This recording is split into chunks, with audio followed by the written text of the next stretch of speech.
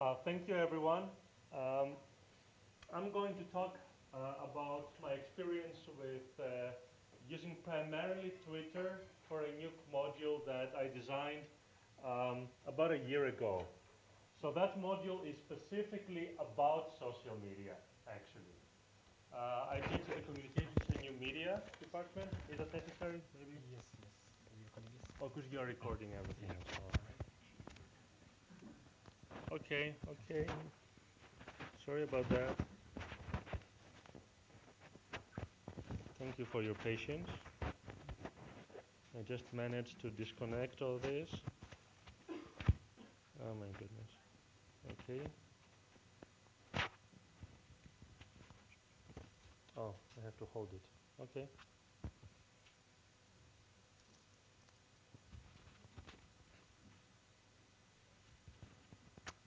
It is on?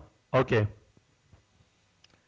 Okay, let me start from the beginning then. Okay, excuse me about that. Okay. This is about a class I've been teaching that is about social media. So it has been a very interesting playground of sorts, sandbox of sorts, for us to try different ways of integrating social media with different class activities. Uh, During the design of the class, I've been thinking a lot about how I could possibly integrate social media in meaningful ways to the class design, and I've experimented with quite a few things. One of the things which has turned out to be more successful is the use of Twitter. So I will present some thoughts, some data also relating to how students use Twitter. Um, can you help me first by maybe signaling to me who of you here has used Twitter before? Okay, so maybe about 60% of you or so have and some haven't. I will, let me say right now maybe that uh, Twitter is basically a platform where you can very easily, well, after you get a little bit used to it, post short messages to the general public or to individual people who may be also members of this platform. If you are familiar with Facebook, the difference with Twitter is that it's much more rudimentary, if you like. It's much simpler, and you actually post only very short messages. It actually constrains you in posting only up to 140 characters per message. So it's specifically a platform designed around the exchange of very short messages between people, and actually generally a very public platform. It doesn't have many privacy controls, almost none actually. You can target your messages to specific users, but by default, all messages are public.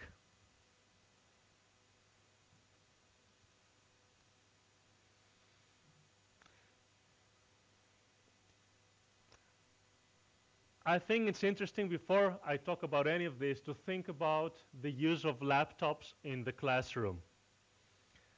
Um, when I started teaching in Singapore, I was actually teaching at SMU first. And in the new campus with appropriate facilities and so on, students were actually used to plugging in their laptops everywhere and using their laptops. And they had to use them actually for the class which I was teaching at SMU, because they had to do some exercises during the class. So they were very much used to using them inside the class. And there were also discussions there, I remember, about whether it sometimes distracts them from actually paying attention to the class itself, whether we should try to limit use in the classroom as much as possible.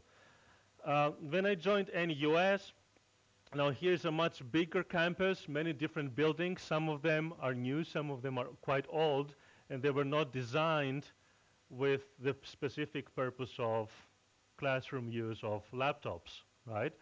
Uh, Perhaps at the time when they were designed, many students didn't have a laptop, as I also didn't have when I was studying.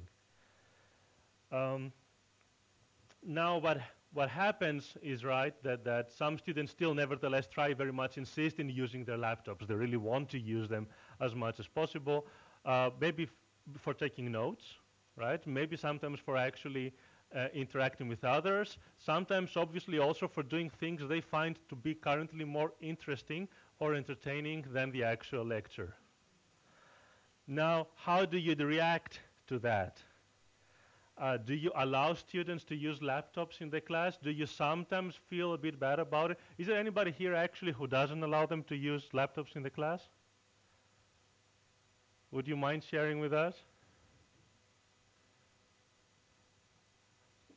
Perhaps there is nobody in this room. If there is somebody, please do share. I know that there are lecturers who do not want to encourage such use, and they have some very valid reasons and concerns why they do not want to encourage it. I know that I once asked one student whether he was perhaps getting a bit distracted because he was all the time in front of the laptop, and he took offense at my question even, that I would ask that. And then wrote some long comment in the student feedback later on about how I'm not in sync with the times. And so students obviously tend to favor such use. It feels natural to them. It can provide an escape from boring lectures, and so on. Now, how about if they use mobile phones and other devices in class? Do you tolerate that? Or do you feel there is a difference? Anyone here who does not tolerate the use of mobile phones in class? Yes, yes, I see a few hands, right? Why don't you? You want to share? Yeah, I mean, they'll disturb their surroundings. They obviously not, so it's too much of an interruption. If they are talking, right? If they are texting? Texting, no, I don't know. Texting is okay, or you mind? No. You don't mind? Yeah. Anybody else? Actually, they use the phone to take down notes, or they scroll their notes, actually, because they don't bring their laptop. Oh, these days, they don't even bring the laptop. They just bring their phone and then they scroll the notes, because we don't print, right?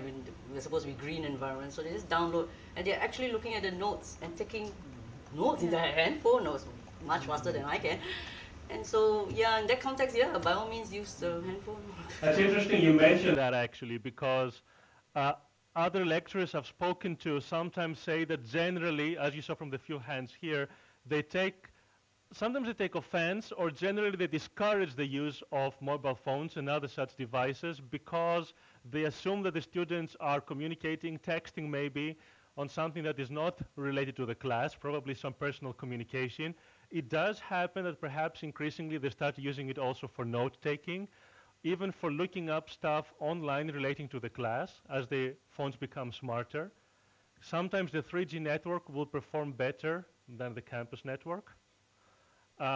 These devices have much lower battery consumption, right?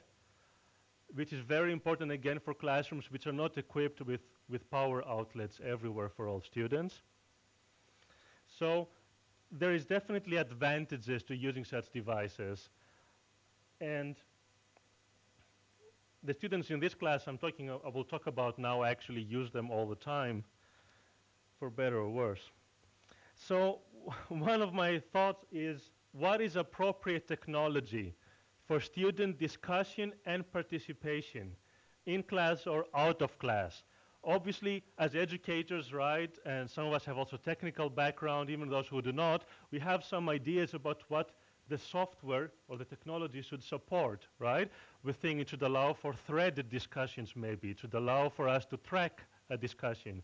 It should allow maybe for access control, so you can control who can view which posts. A whole range of features that you could, if somebody would ask you to design a system like IVLE, you would probably come up with a whole range of features. But I think it also depends on how well it can integrate with somebody's daily life, how natural it feels.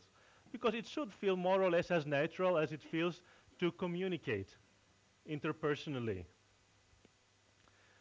And also it depends on established habits and expectations of technology. I notice it a lot with my students. They have certain expectations of what technology should be able to do for them. As soon as it doesn't do it, they become frustrated and look for alternatives. So as I said, the module I've been teaching is specifically on social media. We've used multiple tools for various purposes.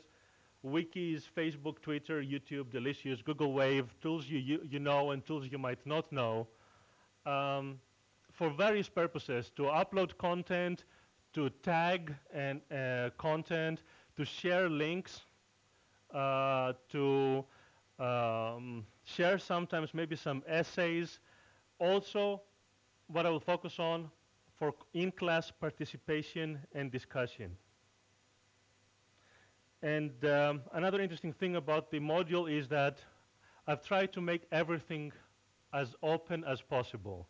It's almost so open that somebody can take the module without being an NUS student, because they can find all of my material online, and they can even participate online in the discussions that we have through Twitter, as I will explain. And students are asked basically to conceptualize some social media solutions for real clients at the end of the day. Okay, I don't know if you can see all of that, and well, maybe I should have hidden their faces, but these were public posts, so I guess that is sort of all right. These are some examples of updates that students of mine made in my last batch on Twitter. These are now comments relating to the topics that we talk about in class, but instead of having this discussion orally in class or on an NUS platform like IVLE, they were having these discussions sometimes while I was lecturing, and sometimes while maybe another student team was presenting on a topic. It's a seminar style class. They were having also these discussions on a public platform like Twitter. And they would mark each post, right, with a tag. You can see the module code, actually, NM4881A, is something they would use to tag their messages as relevant to this class. Because this is a public platform, right? People are writing here about any possible topic. This would allow us to actually aggregate all the content. And as you can see, its comment is very short. And some of them are specific answers to things that others typed. So this is some comments here from Farhan, who was one of our most active users. And and sometimes they would forward comments from other students. Sometimes they would just send something to the whole class. But interestingly, actually, it's not only the whole class who can view these, right? It's any internet user who can follow this discussion, which has pros and cons. So let me show you some data. Actually, there's some nice tools which allow you to collect stuff automatically. So I found a tool which produced this for me. So this is from the first semester I taught this class. And this shows basically the number of tweets, the number of short messages that each person posted relating to this class. And I am here. I'm third most active. Now, depending on how you teach and how you use things like IVLE forum and so on, you may have a similar experience. But to me, it was surprising how I was only the third most active user and how there was a very long tail, basically, of students participating. There were many more students participating than they would actually in class. And this was happening during class. This is actually in-class participation, most of it, and I will show you some data showing that. Also, what you don't know here, but take my word for it, this is not only my students. Sometimes NUS alumni, other people from the NUS community, from the library, for example, even third parties in Singapore or outside Singapore who would start commenting and participating in the discussion. Because there are people on Twitter, since it's a popular public platform, who search for all sorts of information. And if my students would happen to be talking about a topic that's relevant to somebody's interests, they would sometimes start engaging in discussion. Doesn't happen all the time. Maybe it's better that it doesn't. But it's actually very interesting. I hope that's visible enough as well. Okay, this is some raw data. The first semester, I wasn't tracking from the beginning of the semester. I started around the midterm break. And you can actually see here, during class, there is always a spike. So most of the participation was actually happening during the class. But there was also an ongoing discussion around every class. And sometimes you would have as many as 140, 150 individual posts per class. This is a class of 40 to 45 students.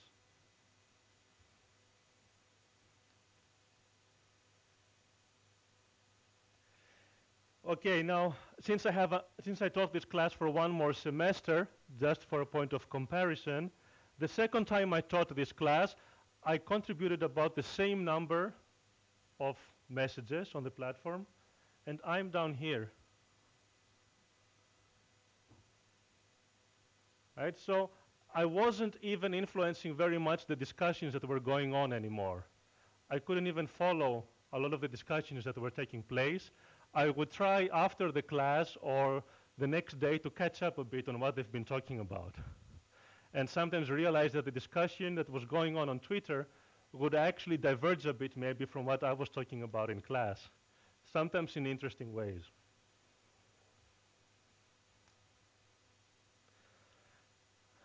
Also have more complete data from the second semester in terms of total participation, and you will notice that there is a peak of almost 350 tweets for the same class size during one of the lectures. I don't know whether this is because the popularity of the platform keeps increasing in Singapore and students become more and more aware of it, or whether this was just an aberration, you know, that this particular group of students, they were actually a bit more quiet in class. They were much more talkative online, to the point where I had to tell them to slow down, because some of them were starting to complain that they couldn't follow what was going on anymore because of too much participation.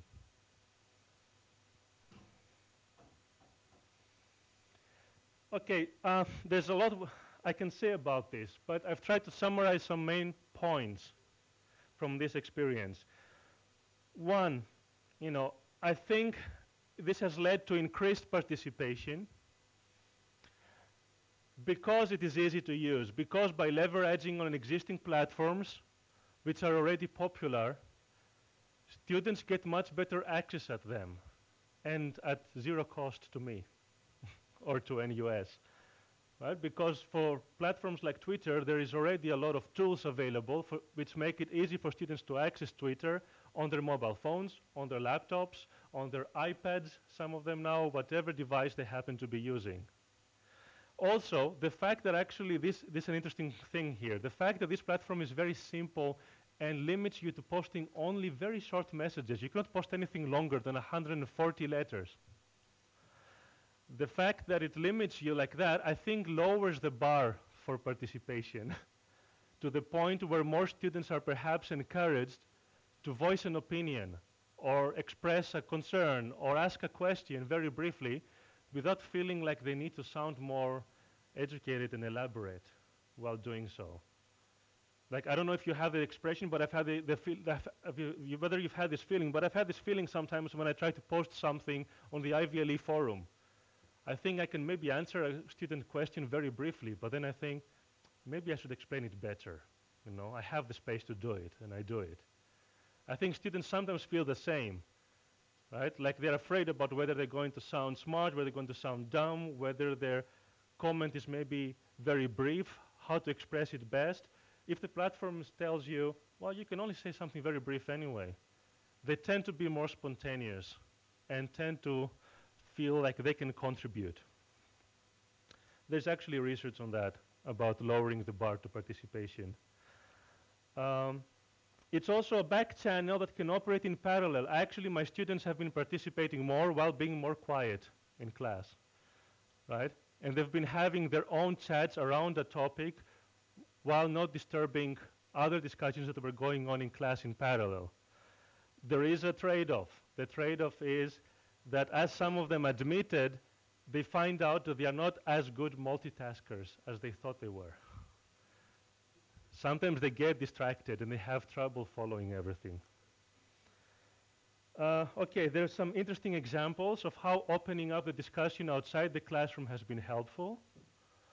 One of my favorite ones that I remember now is that I was teaching a bit in the class about how to use a specific tool to perform a kind of analysis that was relevant to the class. But one of the students had a problem with installing that tool, setting it up, and starting it to run. So what she did was post on Twitter, because the class was using Twitter so much, a question aimed basically at her classmates, asking how she can start the application, because she was having trouble. But actually, because it's a public platform, what happened is that one of the developers who work on this application found it and replied to her how to do it. Right? Which for me was a bit of an aha moment, like, hey, this can really work. You really do get some advantages from opening up the discussion outside of the walls of the university. And there's a few more advantages. Obviously, the fact that students start using such a popular platform for, so to say, serious discussion, sometimes even for debating important topics, sometimes debating controversial topics, leads them to think a lot more about the boundaries of their own skills in communication, but also the boundaries of free expression and how comfortable they feel with expressing different points of view online, which was very helpful for our discussion because we actually deal with these topics in the class. I didn't have any issues. I was afraid of that, but I didn't have any issues so far with respect to students expressing something that maybe later they would feel embarrassed about, maybe posting something that they would later regret. And I have found them to be much more adept than I thought they would be at managing what they communicate and how they pitch it. Okay, concern difficult to develop complex arguments, generally in social media. So I do have a concern that if we encourage a lot the use of social media, we need to somehow balance that with other ways of allowing students to develop more complex arguments, think more deeply about topics, because my experience from other platforms also, they also use Facebook and other tools from my class, especially from Twitter, is they tend to remain sometimes on the surface of topics. And they don't do that only on social media, sometimes they also do that on their assignments, right? But this might encourage this tendency. It can be difficult to trace the origins and evolution of a discussion. That's specific to the platform, maybe also relevant for other platforms. And I have been concerned, as I said, that they could post inappropriate comments, things they might regret later. But the only thing that came up so far was one student complaining that she hated the group to which she was assigned. And she posted it on Twitter where everybody else who was member of her group could also see it, right? And I advised her that that was not the smartest thing to do, probably, right? That was resolved quite quickly. So that was not really an issue in the end. And students do participate for participation's sake, also on this platform, which is another concern that I have, how to temper that tendency on the part of some students. In conclusion, I think it's useful to think about letting students use the tools they love to use. The question is how to integrate them meaningfully. Opening up the discussion beyond the classroom can have some serious benefits that I think we should consider. Although, of course, then it's not anymore a purely risk-free environment as it might be inside the classroom. And, well, very importantly, I think we need more wired classrooms. I keep telling everyone in hope that it will eventually reach the right ears and it will happen. Because I'm currently actually carrying extension cords every time to my classroom so that students can connect their laptops and they can use Twitter and other tools during the class. That's all. I hope I haven't overrun the time. Not too much, at least. Thank you.